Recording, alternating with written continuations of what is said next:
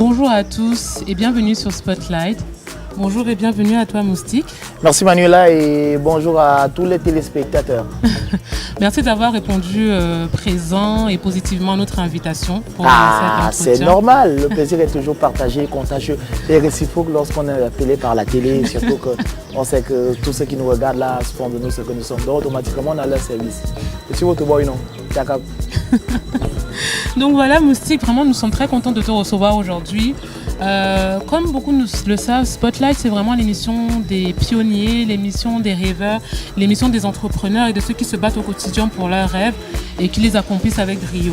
La première question ou la première interrogation qui m'a toujours venue à l'esprit, c'est de savoir pourquoi Moustique Charismatique, pourquoi ce nom en fait, comment l'avoir choisi? Moustique Charismatique, avant d'être un nom, c'est une philosophie.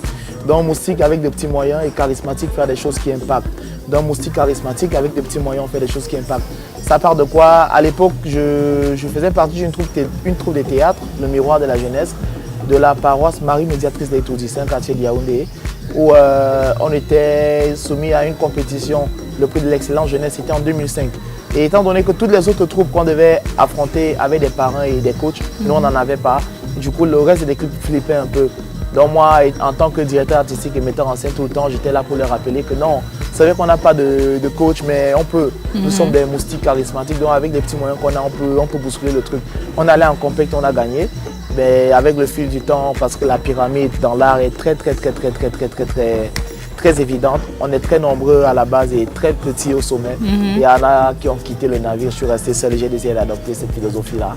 Moustique, charismatique, et aujourd'hui, avec des petits moyens, on réussit à impacter du mieux qu'on peut. Voilà. C'est le plus important et c'est vraiment ce qu'on devrait retenir. Alors comment, en fait, on voit que depuis longtemps, en fait, vous êtes toujours baigné dans ce milieu de l'art, etc.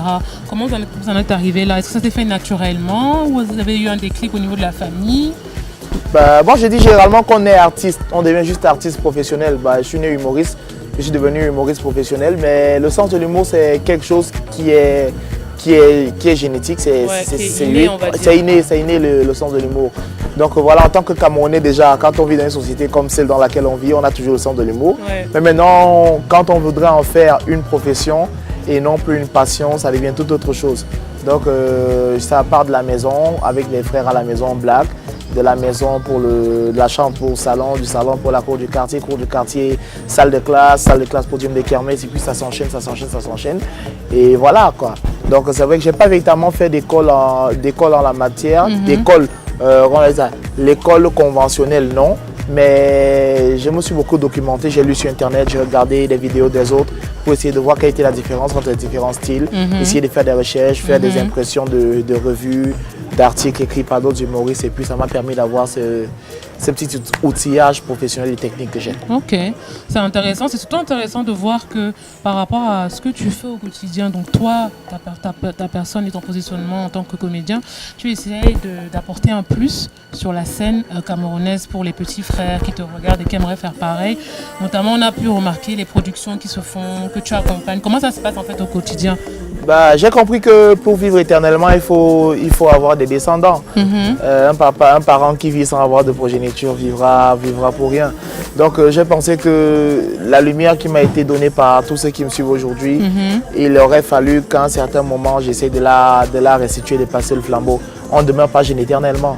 Ça fait pratiquement 8 ans que j'ai embrassé la profession. Et en 8 années, c'est une ascension carrément palpable que j'ai vécu et beaucoup de bonheur aussi. Donc voilà, j'ai compris que des moustiques charismatiques, il y en a des milliers, beaucoup plus talentueux même, mais qui n'ont pas de tribune d'expression. J'ai une certaine crédibilité aujourd'hui, une certaine plateforme. Pourquoi ne pas l'offrir à ceux qui ont de la passion, aussi qui vivent. Donc du coup, il y a des productions comme Black Panther, une série que je produis, qui est diffusée sur ma chaîne YouTube pour le moment. J'ai toute une grosse équipe parce que Moustiquaire, c'est un label qui regorge beaucoup d'artistes et beaucoup de techniciens. Il était question de rôder d'abord l'équipe, de rôder les projets, de voir où est-ce qu'on va aller, quel est l'impact et tout. On est satisfait maintenant, donc après Black Panther, il y a beaucoup d'autres projets qui vont suivre. Oui, voilà. Donc là, on arrive vraiment à la fin, on voudrait juste, vous avez parlé de la passion, la détermination.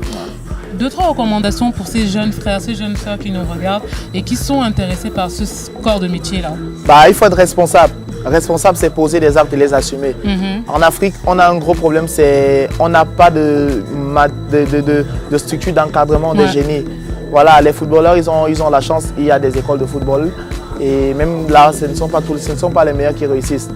Il faut aller à l'école. Pour être humoriste, il faudrait être très intelligent déjà. Être artiste, il faudrait être très intelligent. Savoir jouer avec les rhétoriques, savoir jouer avec les figures de style, les métaphores, savoir avoir des jeux de mots, savoir écrire, savoir lire, c'est très important parce que pour se documenter, il faudrait s'outiller un peu. Aller à l'école, c'est très important. Mais ce que je dois vous dire déjà, c'est que c'est un métier où si tu n'as pas un cœur, si tu n'as pas un mental de guerrier, tu ne peux pas t'en sortir. C'est pourquoi je conseille toujours à tous mes jeunes frères d'aller à l'école au maximum et de faire de l'humour une passion avant de penser à en faire une profession. Parce que quand tu as une profession d'abord et avoir l'humour comme passion, tu peux facilement avec ta profession nourrir ta passion. C'est très délicat. Moi j'ai fait un choix qui a peut-être payé, mais je ne suis pas sûr que pour toi ça paiera. Donc du coup, évite de mettre tes œufs dans le même panier. Il faut être conscient. Surtout aller à l'école. Aller à l'école, c'est important. Et ne pensez pas que ceux qui réussissent sont 6 mains. Non, on a tous 2 bras, 2 jambes, un cerveau, 2 yeux. Alors, ta réussite dépend de toi. Donne-toi les moyens de t'en sortir. Et puis, c'est déjà capté dans ton système. Merci beaucoup Moustique pour ces mots d'encouragement pour ces jeunes qui nous regardent. J'espère que vous avez retenu la leçon et qu'il ne suffit pas seulement de rêver, mais il faut se mettre au travail, il faut aller à l'école, il faut se donner les moyens de réussir comme il a dit. Ce sera tout pour aujourd'hui sur Spotlight. Je vous dis à la prochaine. Portez-vous bien d'ici là. Au revoir.